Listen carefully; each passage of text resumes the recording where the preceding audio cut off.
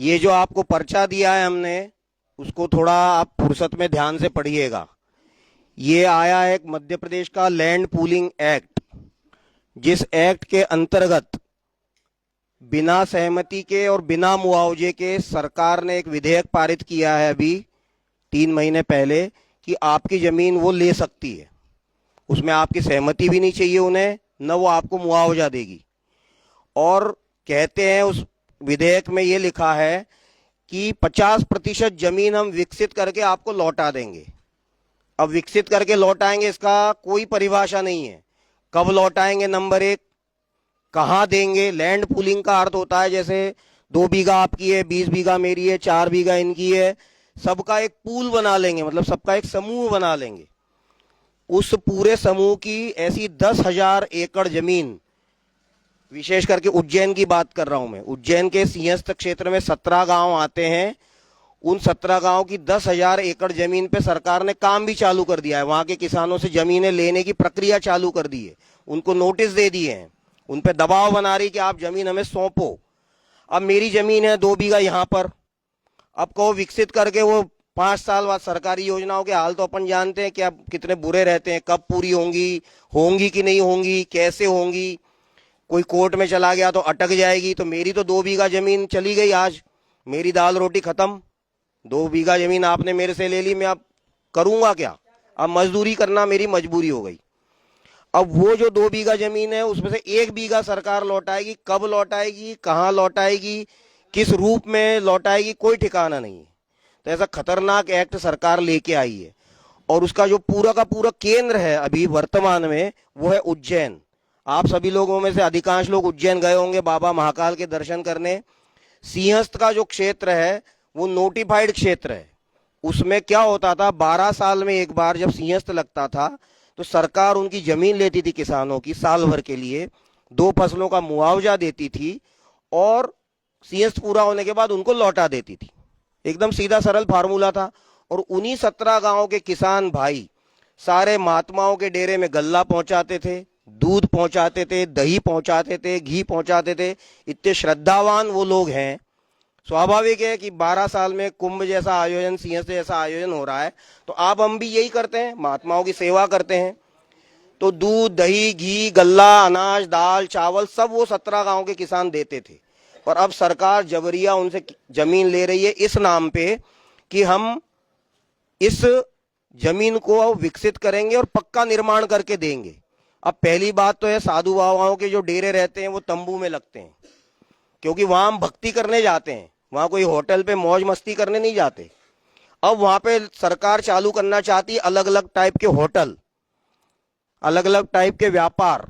मतलब जो मेले का क्षेत्र है, भक्ति का क्षेत्र है, उसको व्यापारिक क्षेत्र में, उसको एक व्यवसाय में, मतलब होटल जैसे, होटल कोई अच्छी चीज तो है नहीं, आप और हम सब जानते हैं, उसमें फिर शराब होगी और भी अच्छे बुरे काम होंगे। तो इसके लिए होटलबाजी ये सब मेले क्षेत्र में नहीं होता है। मेला क्षेत्र रहता है भक्ति भाव का। उस पूरे मेला क्षेत्र के स्वरूप को बिगाड़ने वाला ये लैंड पूलिंग एक्ट आया है। और उसके पीछे सरकार की एक ही मंशा है कि वो जो 17 गांव नोटिफिकेशन में है उससे बाहर कर दिए जाएं, उनकी जमीन हथिया ली जाए और उसके माध्यम से प्रॉपर्टी के दाम बढ़ाए जाएं। बड़े बड़े व्यापारी, उद्योगपति, पूंजीपतियों को वो जमीन दे देगी सरकार, वो बड़ी बड़ी 5-5, 10-10 मंजिला होटल खोल देंगे, उसमें कमाई है। तो सरकारों की जमीन पे कब्जा करना और पूंजीपतियों को सौंपना, इस मंशा के साथ ये लैंड पूलिंग एक्ट आया है। हम जनहित पार्टी के लोगों ने वहां के किसानों के साथ जुड़ के, किसान वहां का विरोध कर रहे हैं, जैसे ही एक्ट आया वहां के किसान विरोध कर रहे हैं, हम लोग गए उनसे मिलने, मिल करके 2 बार सरकार ने हमको गिरफ्तार कर लिया, किसानों को डरा दिया। लेकिन हम लोगों की गिरफ्तारी के बाद उनकी हिम्मत खुली, वो लोग भी फिर मैदान में आए, उन्होंने भी जल सत्याग्रह किया, क्षिप्रा नदी में आधे आधे पानी में खड़े हो गए। सरकार ने उनको गिरफ्तार करके बंद कर दिया 2 दिन के लिए। अब जो आरएसएस, सुना होगा नाम आप लोगों ने, राष्ट्रीय स्वयंसेवक संघ, आरएसएस का ही किसानों का एक संगठन है, भारतीय किसान संघ। वो बलराम जयंती मनाता है, भगवान बलराम हलदर हैं, किसानों के देवता हैं। तो अभी हरछठ थी 4 रोज पहले, तो बलराम जी की पूजा वो भारतीय किसान संघ करता है गांव गांव में। तो अभी 3 दिन पहले, 2 दिन पहले परसों ही की बात है, उनको बलराम जी की पूजा गांव-गांव में करने से रोक दिया। वहां पे मोहन यादव के ही जो प्रशासन के लोग हैं उन्होंने, और भारतीय किसान जैसे संगठन जो कि आरएसएस का ही संगठन है, बीजेपी भी आरएसएस से जुड़ी है, किसान संघ भी आरएसएस से जुड़ा है, लेकिन किसान संघ को वहां पे उनने बलराम पूजा तक नहीं करने दी। ऐसी हालत, ऐसा आतंक वहां की सरकार ने अभी मचा के रखा है।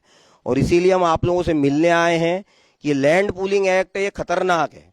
ये केवल उज्जैन के किसानों पे गाज नहीं गिरी, ये पूरे मध्य प्रदेश का एक्ट है। कल को सरकार को भिंड में भी कोई विकास कार्य करना होगा, वो कोई आपसे सहमति नहीं लेगी, वो ना आपको मुआवजा देगी, वो बोलेगी हम विकसित करके दे देंगे। अब आपने ग्वालियर का नाम सुना है, ठीक?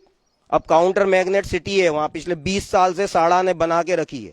लोग वहां के दरवाजे खिड़की तक उखाड़ उखाड़ के ले गए, विकास ही नहीं हुआ। 20 साल पहले जिन किसानों से ग्वालियर विकास प्राधिकरण ने जमीन छीन ली थी, दबाव बना करके थोड़ा बहुत मुआवजा पकड़ा के, वो भंगार पड़ी है आज जमीन। न किसान बेचारा खेती कर पा रहा है वहां, और न वहां विकास भी हो पाया। ऐसे इंदौर विकास प्राधिकरण है, ऐसे ही भोपाल विकास प्राधिकरण है, ऐसे ही जबलपुर विकास प्राधिकरण है। तमाम सरकारी योजनाएं अटकी फंसी पड़ी हैं। किसान के हाथ से, बेचारे के हाथ से जमीन चली गई, वो मजदूर बन गया, और न तो आपका विकास हुआ, न आपकी योजना पूरी हुई, वो हम कहीं के नहीं रहे। गांठ की जमीन और चली गई, फसल पैदा होना बंद हो गई। तो ये सरकार के तमाशे हैं। इसलिए सरकार जो एक भूमाफिया की तरह काम कर रही है, उसको तुरंत रोके। इसी आग्रह के साथ हम गांव गांव, जगह जगह, मंडियों में जाके इसको ध्यान दिला रहे हैं किसान भाइयों को। और हम सद्बुद्धि की कामना करते हैं कि मोहन जी यादव, जो खुद किसान के, मजदूर के बेटे कहते हैं अपने आप को, उनको सद्बुद्धि आए और ये जो लैंड पूलिंग एक्ट आया उसको तत्काल वापस ले ले, बिना सोचे समझे। क्योंकि भारतीय किसान संघ जैसा संगठन, जो आरएसएस का संगठन है, वो किसानों से जुड़ करके काम करता है, उस तक का आप विरोध कर रहे हैं। उसने विरोध कर दिया इस लैंड पूलिंग एक्ट का, लेकिन उनकी भी नहीं मान रहे। क्यों? क्योंकि केवल पैसे दिख रहे हैं। विकास के नाम पे जमीन ले लेना, भूमिपतियों को, पूंजीपतियों को जमीन दे देना, भूमिपतियों को भूमि विहीन कर देना, ये शासन का काम चल रहा है। और इसीलिए हम मंडी मंडी जाकर के इसका विरोध कर रहे हैं। हमको सरकार ने 2 बार रोका, गिरफ्तार किया, 2 दिन डिटेन करके रखा। हम इससे न रुकने वाले न डरने वाले। क्यों? क्योंकि किसान की स्थिति कैसी है वो आप लोग ज्यादा जानते हो। मैं तो किसान का बेटा नहीं हूं, ये किसान के बेटे हैं, ये स्वयं किसान हैं, ये जानते हैं।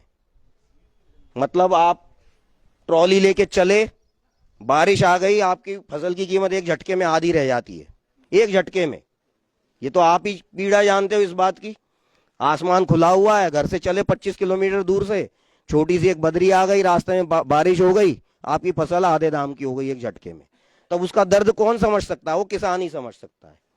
तो ऐसे किसान जो सदैव धूप की, बारिश की, ठंड की मार झेलते हैं, उनके प्रति उदार रहना चाहिए, उनके प्रति अच्छे भाव रहना चाहिए। उनके विरुद्ध कोई भी काम किसी भी राजा ने नहीं करना चाहिए।